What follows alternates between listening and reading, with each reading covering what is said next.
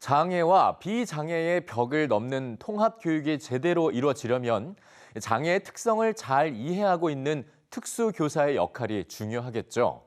그런데 전국 17개 시도에서 바로 이 특수교사 배치 기준을 지킨 지역은 단 한 곳에 불과했습니다. 더 큰 문제는 이들을 도울 전문적 지원도 턱없이 부족하다는 겁니다. 보도에 박광주 기자입니다. 장애 학생 9명이 있는 김포의 한 초등학교엔 코로나19 기간 특수교사 2명이 더 생겼습니다. 과밀학급 완화를 위한 추가 인력과 감염병 대응을 위한 협력교사가 배치된 겁니다.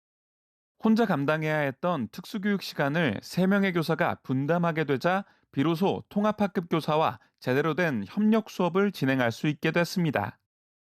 특수교사가 통합학급의 수업에 참여할 수 있는 여유가 드디어 생겼어요. 급 학생 측면에서는 또 자기가 수업 중에 어려우면은 뒤에 있는 선생님한테 슬쩍 여쭤보기도 하고 또 이 학생은 왜 그래요? 하고 바로바로 여쭤보면 바로바로 적합한 답이 돌아오니까.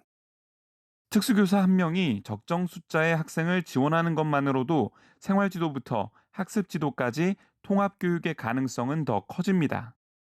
하지만 대부분의 학교에선 먼 나라 얘기입니다. 17개 시도교육청 가운데 특수교사의 법정 기준인 1인당 4명을 지킨 곳은 전남 한 곳뿐이었습니다.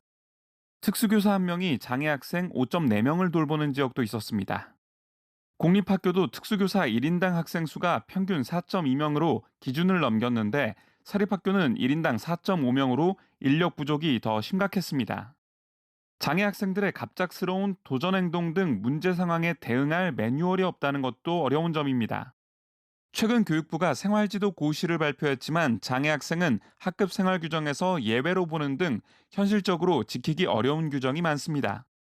문제 행동을 중재하고 개선할 전문 인력 지원도 턱없이 부족합니다.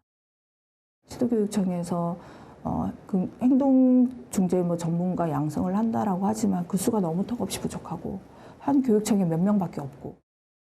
특수교사 개인이 아니라 교육당국과 개별화 교육팀 전체의 책임과 의무를 지우는 외국의 개별화 교육 사례와 비교하면 나갈 길이 멀다는 겁니다. 특수교육 및 관련 서비스라고 표현이 돼 있고 우리나라 법에도 써 있는데 우리나라는 관련 서비스가 학교에서 이루어지지 않잖아요. 언어치료, 작업치료 등등. 미국은 처음부터 IP에 그게 기록되도록 돼 있고 그 사람을 섭외하거나 예산을 집행하는 건 학교에서 선생님들이 하는 일이 아니에요. 교육청에서 다 해결해 주는 거예요. 통합교육의 취지를 제대로 살리기 위해선 장애 학생을 우리 사회의 일원으로 포용하는 교육이 학교 구성원 모두의 과제라는 공감대 속에 법과 제도의 개선이 뒤따라야 한다는 지적입니다. EBS 뉴스 박광주입니다.